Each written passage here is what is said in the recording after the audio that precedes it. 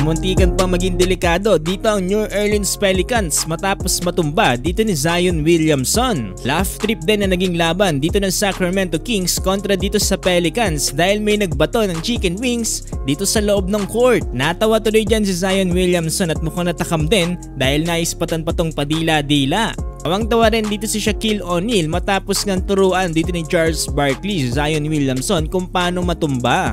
Pero bago yan, pag-usapan muna natin itong naging laban ng Warriors kontra dito sa Portland Trail Blazers. Dahil kasi sa pagkapanalo ngayon dito ng Warriors ay naging tabla na sila dito ng Kings at ng Lakers sa 8, 9 at 10 spot. Ang magiging batayan na lang ngayon ay ang dalawang huling natitirang laban dito ng tatlong NBA teams. Pero masasabi natin na nagiinit na ngayon ang Warriors dahil siyam sa kanilang 10 huling laro ay panalo. At dito nga pala sa naging laban nila sa Portland Trail Blazers ay nakapagtala dito sa Stephen Curry ng 22 points at sinusundan ni Jonathan Kuminga ng 19 points. Final score 100-92 in favor para dito sa Warriors. Kaya naman hanggang sa ngayon ay kabang-abang kung sino-sino ang magtatapat dito sa play-in. Sino nga ba makakapasok sa 8th spot?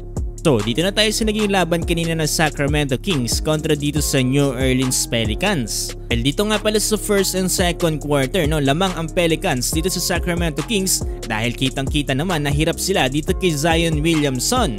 Again, nakahabol lang dito ang Sacramento Kings yung nilabas dito si Zion Williamson under 8-minute mark sa second quarter.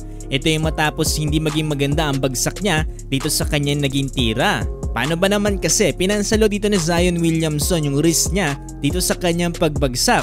Out of balance kasi siya matapos siya ditong depensahan ni Trey Lyles. Karoon kasi sila dito ng body contact dahilan para ma-out of balance itong si Zion Williamson. Kaya naman agad siyang nilabas dito sa second quarter at dito na nga unti-unti nakaporma ang Sacramento Kings. So hindi pa rin nagawa dyang lamangan ng Sacramento Kings ang New Orleans Pelicans kahit wala dito si Zion Williamson.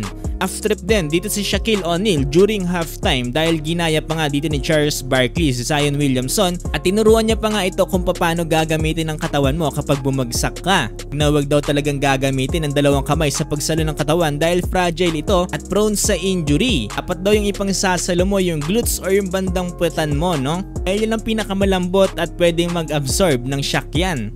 Pero dito sa third quarter, muling bumalik dito si Zion Williamson at mukhang naging okay naman ang lahat. At eto pa bago matapos ang laban, last 1 minute na lang dito sa fourth quarter ay may nagbato pa ng chicken wings dito sa loob ng court. Sinusubukan kasing i-distract dito ng Sacramento Kings fans etong si Zion Williamson sa mga pagkaing binabato nila. Mukhang naging effective nga yan dahil spotted dito si Zion Williamson na natatawa at meron pang padila-dila. Lalo pa nga lumobo ang kalamangan nila dito sa Sacramento Kings at tuluyan na nga nilang natalo dito sa final score na 135-123. Well, ilang araw na lang at playoffs na, kaabang-abang ang mga magtatapatan dito sa first round. Ayun ang pinaka-possible na magarap ay ang Oklahoma City Thunder at ng New Orleans Pelicans. Tinding matchup din to sa pagitan ng magkabilang panig.